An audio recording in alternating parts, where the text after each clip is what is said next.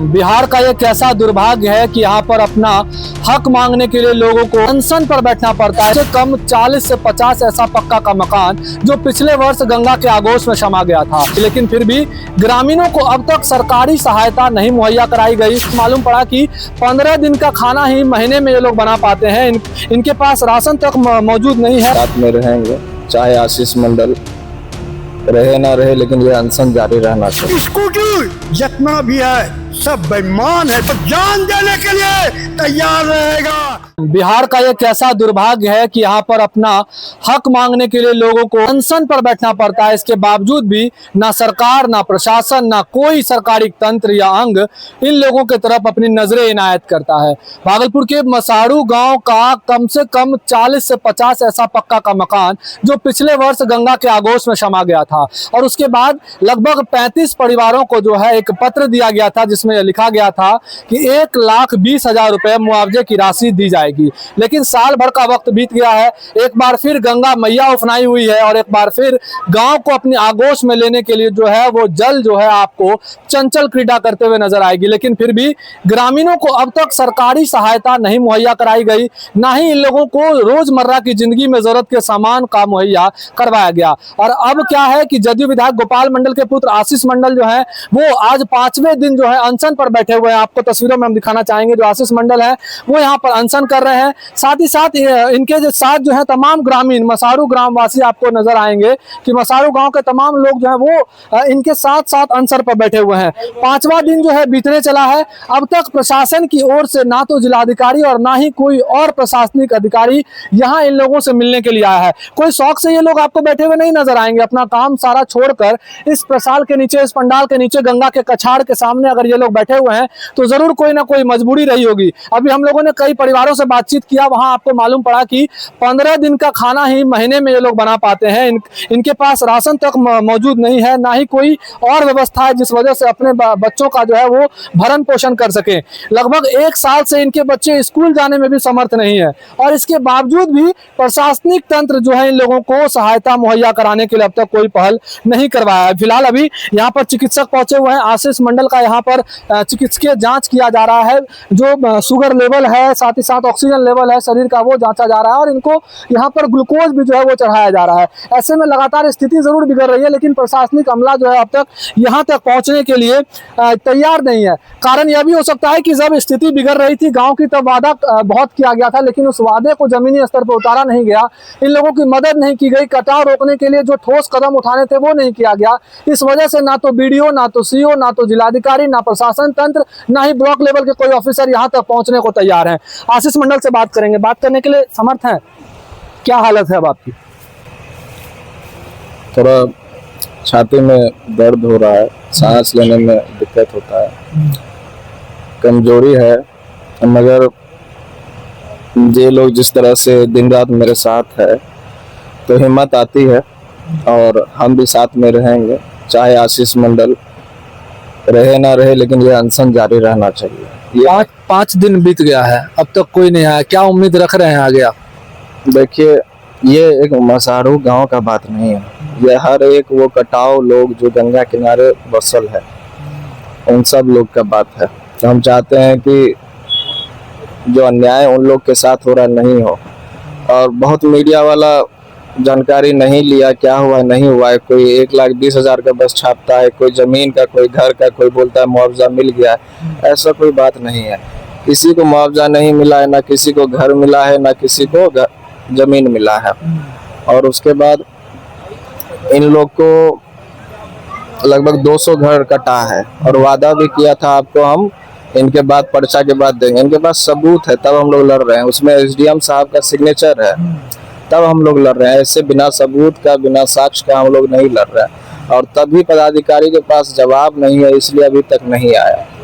और अगर नहीं आएंगे, अगर हमको कुछ हो जाता है, उसके बाद अगर हम ठीक होते हैं तो धरना यहाँ पे नहीं रहेगा, पूरा भागलपुर घेरने का काम करेंगे, और धरना, आमरण अनशन सब कोई रखेगा। कौन जिम्मेदार है इस स्थिति का? चाहे ग्रामीणों की स्थिति हो, चाहे अब आप जो आपकी स्थिति बिगड़ रही है, उसका कौन जिम्मेदार है? हम तो जिम्मेदारी किसी के ऊपर नहीं देंगे, लेकिन बस यही निवेदन करेंगे कि वहाँ पे सदर एसडीएम साहब का सिग्नेचर है, या तो डीएम साहब आए या तो एसडीएम साहब आए, आकर के इनको बताए और इनको इनका हक दे। इससे ज्यादा हमें कुछ नहीं चाहिए। बिना मुआवजा के नहीं मानने वाले।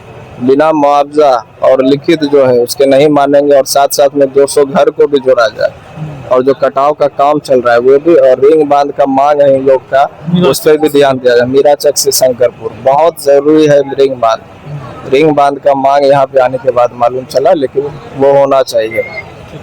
तो आप तस्वीरों में देखिए जो छोटे छोटे बच्चे हैं, जो महिलाएं हैं यहाँ पर, साथ ही साथ दर्जनों की संख्या में यहाँ पुरुष हैं जो लगातार अनशन पर बैठे हुए हैं। आशीष मंडल का जो है वो कहीं ना कहीं मनोबल भी बढ़ा रहे हैं, आत्मविश्वास बढ़ा रहे हैं कि अगर इस जरिए ही कहीं अगर इनकी मदद हो पाए तो बहुत ज़्यादा जो है लोगों को जो है वो फायदा होगा। साथ ही साथ जिनके मकान गए हैं उनसे ही बात करेंगे। आपसे हमने पहले ही बातचीत की थी, 5 दिन हो गया है, कोई सुनने के लिए नहीं आया है आप लोगों को भी।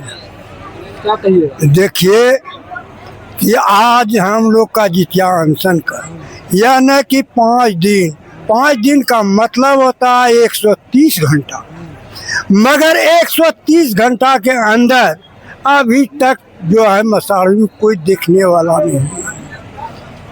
कोई देखने वाला नहीं है। लोग तो यही मजाक उड़ाते हैं कि कहीं वो झूठो करिए लो छे, इसलिए करके कल हमारे सीओ साहब आए और बगले बगल चलेंगे। क्या यहाँ आने में उनको शर्म लगता था? वहां से क्यों चल करके आए? हाँ फल्ला जगह जा रहे, चिल्ला जगह जा रहे, इतना जगह हम पहुंच गए, लेकिन यहाँ तक क्यों नहीं पहुंचे भाई?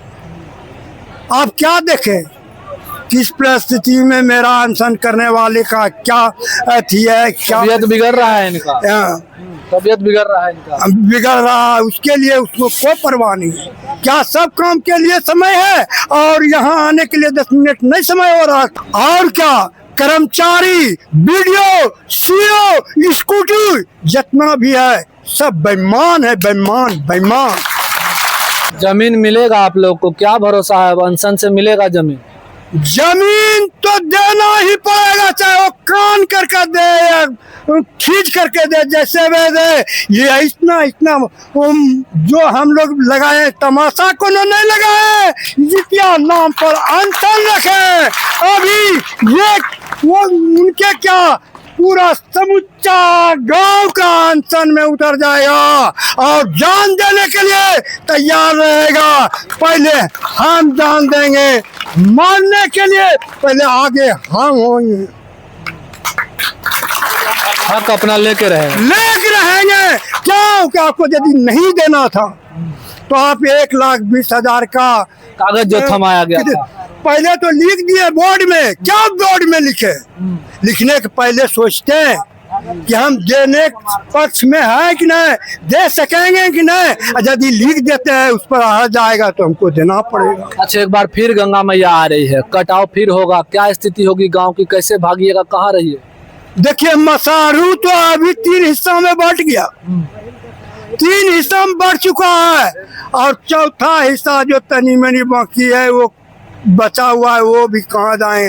कुछ तो नैहर ससुराल चला गया, कुछ तो उधर चला गया, कुछ इधर चला गया। जिसको कोई ठहार नहीं है तो झोपड़ी खोपड़ी बना करके कहीं रोड साइड में, रेल साइड में रह रहे। चुनाव है इसी साल में, नेता सब घूम रहे हैं गाँव जिला जिला, क्या कहिएगा? चुनाव में रह जाएंगे मसारू को ही बचाना होगा। हम तो यही कहते हैं ममलखाबासी को कि ममलखाबासी पूरे पंचायत का आदमी ये संकल्प कर ले कि जब तक मसारू कराओ पीड़ित को जो वादा किया है वो पूरा नहीं होगा, एक भी वोट हमने नहीं पूरा करेंगे। ये समूचा पंचायत का आदमी को कह रहे हैं, अकेला मसारू बस्ती का नहीं। अब कहाँ जाऊं? अपना दुखड़ा किसे सुनाऊं और कौन सुनने के लिए तैयार हो? 7 कोठली का आपका मकान था जी। कैसे बनाए थे उसको? कितना में? उसको रात दिन परिश्रम करते थे, यहाँ से लेकर के रात महल तक बोरिंग का दिन में नहीं पूरा कर पाते थे तो रात में लाइट बर्बाद करके करते थे और पसीना मजदूरी कर करके ही पक्का बनवाए थे। आज तो यही कहता हूँ कि यदि आज डीएम नहीं आया, नहीं कोई प्रभारी, बड़े प्रभारी आएंगे तो कल से पूरे बस्ती को आमंत्रित कर देते हैं कि अनशन पर उतर जाओ। गांव अनशन करेगा, पूरा अनशन। एक घर में नहीं खाना नहीं बने, जो कि लगे कि जैसे कि शौक में चूल्हा बंद रहता, वैसे बंद कर दो। देखो उसका नतीजा क्या होता है, उसको आना पड़ेगा। जिस तरह से कि चांदो सौदागर ने सोच लिया था कि मैं पूजा नहीं दूंगा, लेकिन बिचारी भी सोच लिया था मैं पूजा लेकर रहूंगा। यहाँ तक मैं जा करके से प्राण लेके आ गए। वैसा ही हुआ। अंतिम में उसने जा करके पूजा लिया। उस पर भी चांदो सौदागर ने कहा कि मैं बामा हाथ से पूजा दूंगा, ढेका खोल करके इसके मैं तो पूजा में लूंगा, तुम जैसे झुको मगर तुमको झुका करके छोड़ूंगा। झुका छोड़ा। उसी प्रकार से मैं आशीष को झुकने नहीं देंगे, आशीष को ऊपर ले जाएंगे। पूरी जनता हम लोग उनके साथ हैं, उनके लिए जो भी करना पड़े हम लोग तैयार हैं और तैयार रहेंगे। क्या नाम हुआ? मेरा नाम विष्णुदेव मंडल है। ये विष्णुदेव मंडल हैं। काफी देर हम लोगों ने इनसे बातचीत की। इनका भी 7 कोठली का मकान था जो 2024 के वर्ष जितिया के दिन जो है वो कट गया था। इसी वजह से इस अनशन का नाम जो है वो जितिया आंदोलन रखा गया है। आशीष मंडल अनशन पर है, उनके साथ देने के लिए तमाम जो ग्रामीण है वो भी अनशन पर है और अब 5वां दिन भी बीत गया है। जिलाधिकारी इन लोगों तक नहीं पहुंचे हैं। मांग यही है कि जिलाधिकारी यहाँ पर आए और जो आश्वासन दिया गया था, जो एसडीओ का साइन करके इन लोगों को पत्र दिया गया था 1,20,000 रुपए मुआवजा, साथ ही साथ जो जमीन होगी वो मुहैया कराने की, वो इन लोगों को दी जाए।